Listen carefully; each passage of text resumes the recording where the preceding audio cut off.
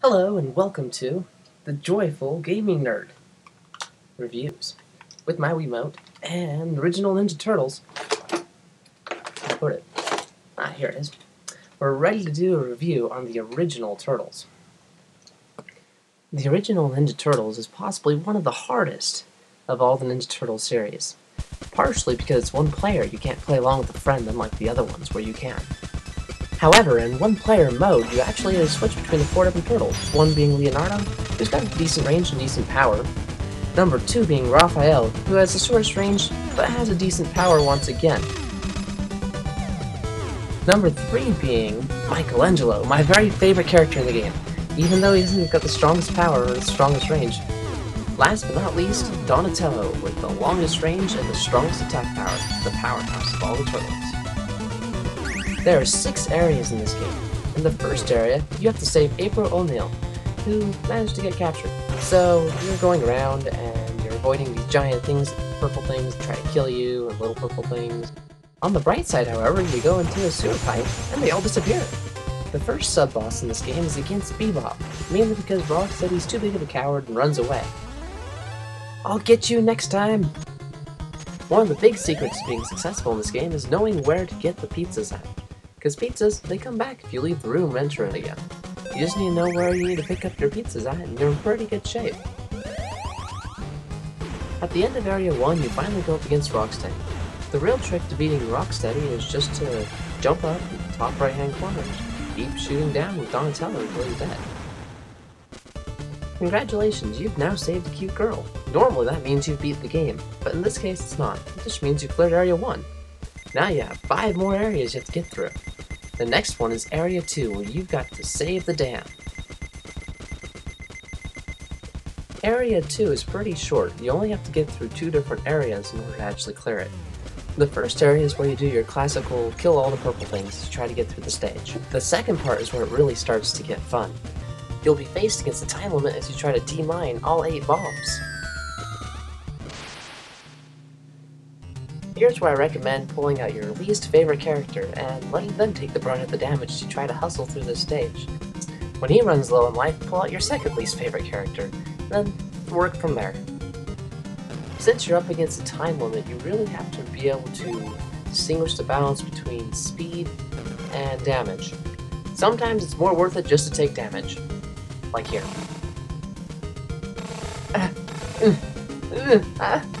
Hey, I made it! Heck, this part's really scary. To the bottom you die, to the top you die. I'm almost out of life. Got it. Sweet. Many people consider this stage to be the hardest stage of the entire game. So getting through this one means you're doing really good.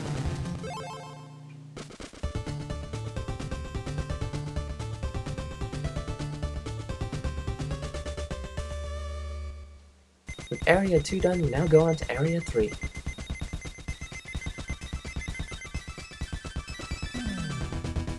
Area 3, you find out that now Splinter's stolen your master.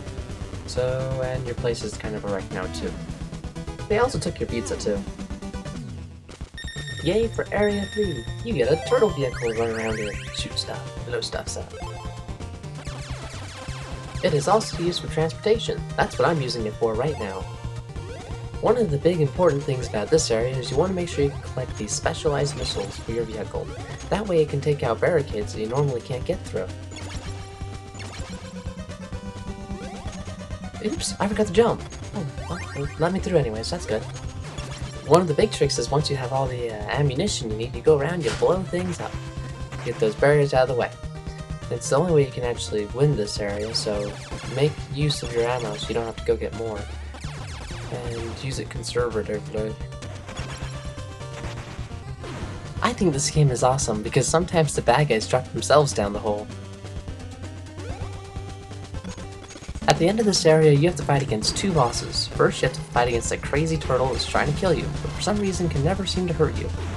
I never quite understood why this turtle can't hurt me, but I've tried to avoid him anyways, just in case. After that, you have to fight against the boss that's a little bit more tough. Flies around, and shoots missiles at you and stuff. Basically, you have to run for your life. Congratulations, you beat the boss and rescued Splinter. That means you've cleared Area 3. But oh no, there's a helicopter. We need to chase after it. So we need to get the blimp in order to chase it. Here we go. Welcome to Area 4. Area 4? Well, that's kinda cool. Area 4, the bad guys don't want to chase you. Okay, maybe that's not the case. Maybe it's just bad time. In any case, you have to get these cool rope things. This is the only time ever in the entire game that you'll get them or use them. You just throw the rope across, and you can walk across the platform. And it's nothing too tricky, really. This area is all about following the sector numbers. First Sector 2, then Sector 3, then Sector 8, then Sector 13. After that, Sector 14, Sector 15, Sector 16, which is my favorite sector, because you get this cool power-up thing. You grab it and you become invincible and you can smash everything you run into. And there's lots and lots of pizza in this place, which also makes it awesome. Full pizza fill over here and half pizza fill there. It's great. Your goal is to get to Sector 18. Sector 17 is right outside it. This one's pretty tough because all of a sudden you have walls coming in on you. You get powers along the way. And there's this pizza. I've tried so many times to get that pizza. It's just every time I get down there, there's not enough time. I run away. Maybe I'll have to get that one another time. There it is, entrance to Sector 18. Time for the boss. If you have Donatello, this boss would be really easy, because all you have to do is stand right underneath him and just keep shooting upward, over and over and over. And then, just like that, he's gonna be gone. Area 4 is now cleared. Time for Area 5. Now that you have the blimp, you get to go to the base.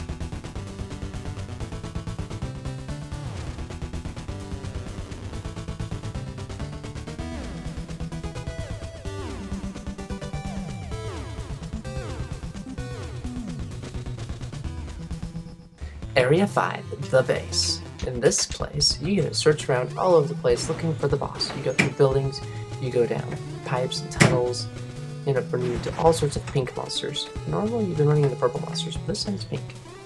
But if you go in the wrong place, you end up in this little empty cavern, and then you just kind of empty, jump around, move around it. You also have to backtrack if you go to the wrong place. Then you can try other places.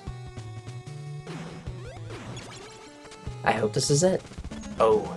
It is time for the Technodrome.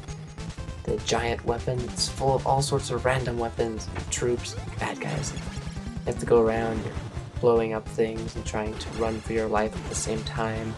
It's a lot of fun. In the end, the ultimate goal is to take out that giant eyeball at the top. But you can take out all those sorts of stuff while you're waiting. If you get that eyeball, then you've won. It also makes it a lot easier if you've already destroyed a lot of things to get that eyeball. There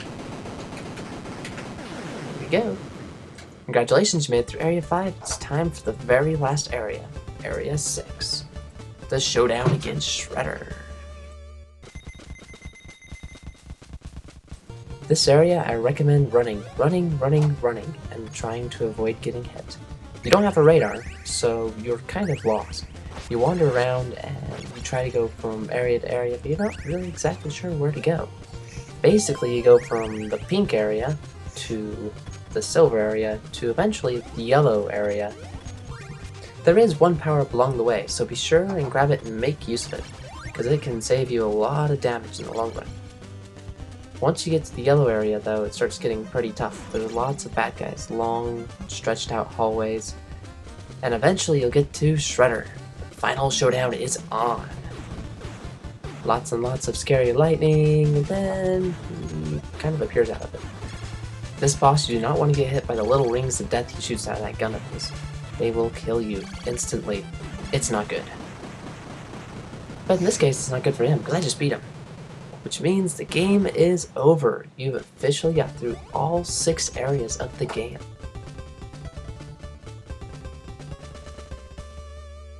Now that you've won the game, Shredder turns back into a human. Isn't he pretty now? I think he's happy with it. And she's offering pizza, and the adventures of the Teenage Mutant Ninja Turtles is concluded. I wonder if they ever cleaned up the pizza mess.